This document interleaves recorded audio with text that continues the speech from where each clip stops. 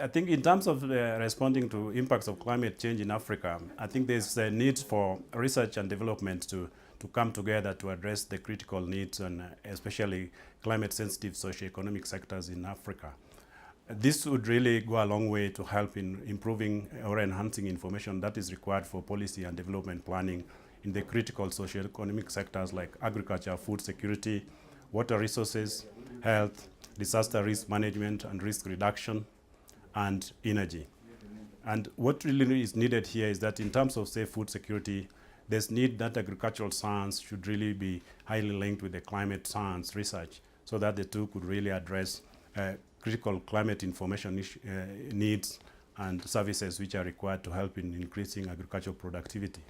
In terms of water resources, we know the continent is highly water stressed, so the kind of information which is needed actually to fill the gaps in terms of addressing water resource management, water resource governance, and water resource availability in Africa, I think climate research should either be linked with hydrological sciences, and this should actually be addressing the critical user needs and information gaps in the water resources, and that is what will actually help to go a long way to help in improving management of water resource availability and water resource problems in the continent. In terms of disaster risk reduction, I think there's need for research and development to really come together to help in terms of developing information which actually addresses the issue of early warning and early action, which could help to address the increasing incidences of disasters and risks which are related to climate and hydrometeorology.